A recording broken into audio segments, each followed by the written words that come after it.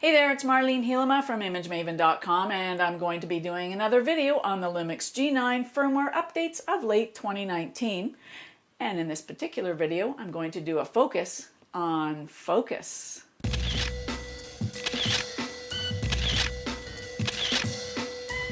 Now, I've never really taken a deep dive into the Lumix focus features, and the reason is that I've never really had the need to.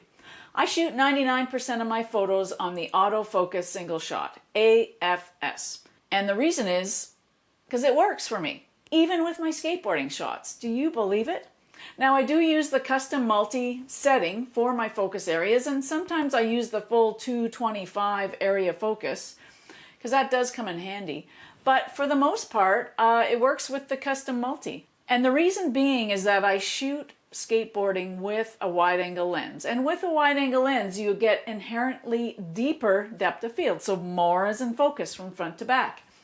So when I'm shooting even close up to those skateboarders, I don't worry too much about focus. If I can get them pretty much in the frame, I can get them in focus. The camera will find them. So with the firmware update 2.0 of late 2019, we do have the addition of the animal detection. And previously we already had the body and the face detection, and now we have the animal detection.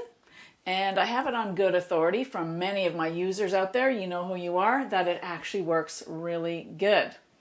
There's also the addition of the near and far bias. So for example, if you want to put it on the near bias, it will always look for something in the close range of your frame. And if you do it on the far bias, it allows you to do things like shooting through fences. You know, everyone wants to shoot through a fence. So let's have a look in the menus, and while we're at it, I'll show you a few other features of the focusing on the Lumix G9. Now, one thing I do want to recommend is that you look into the owner's manual for focus details. There's a lot of stuff you can do. I'm not going to go over everything in this video because you can fine-tune this stuff to the max. But remember, I never even customized anything. And if all else fails, you can touch the back of the LCD, and whatever you touch, that's where it's going to focus. And that's really the simplest way to do it. If your subject isn't moving, that's what you can do. Landscape, person, whatever. You're going to get focus. All you have to do is touch the back LCD screen. All right, let's have a look at these focus menus. The quickest way to get into them is to push the function 1 button right here, and you can see that my go-to standard is the custom multi. And you can see that we have one area as well as pinpoint. So in the custom multi, there's several areas that you can set up as well. So you can move this around. You can also use the joystick, and you can change the size. You can also choose the type of pattern. I typically stick to the central pattern, but you can make a horizontal or a vertical pattern as well, and you can customize areas. But I'm going to stick with the central area because that's what I typically use. All right, let's try another. This is the 225 area, and I often use that as well. Just like the custom multi, you can just tap the back of the LCD and put the main area of your focus where you want it to be, and you can just pinch it in and out as well to help you with your focusing.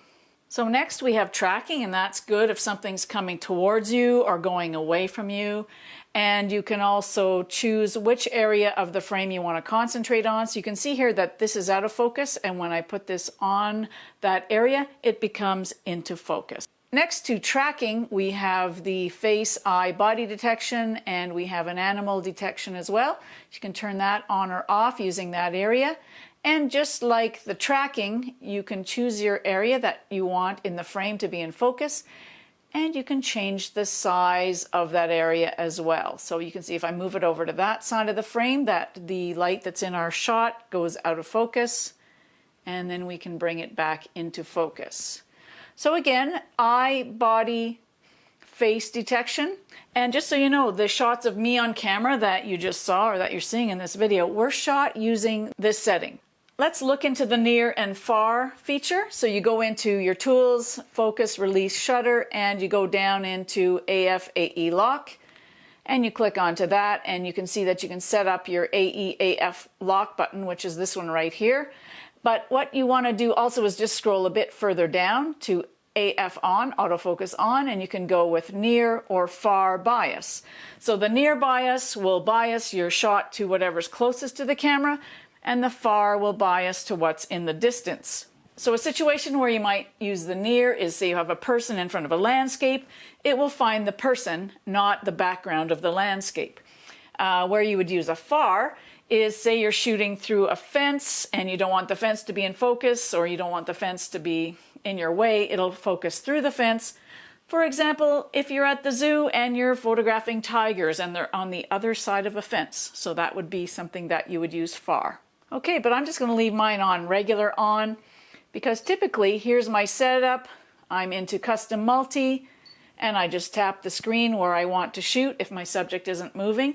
And sometimes, even if it is, if I know where they're going to be in the frame, I can just click anywhere on the frame and wait for them to get there and shoot.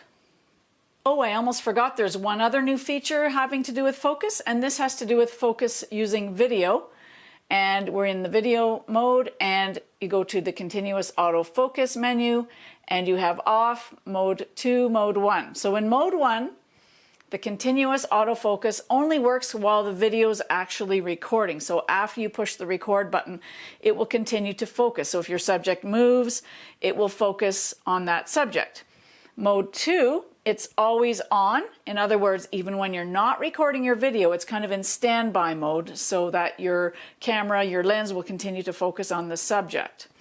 And turning it off means that it is not continually autofocusing. Whatever you focus on in the beginning of your shot means that is what is set for the whole video clip.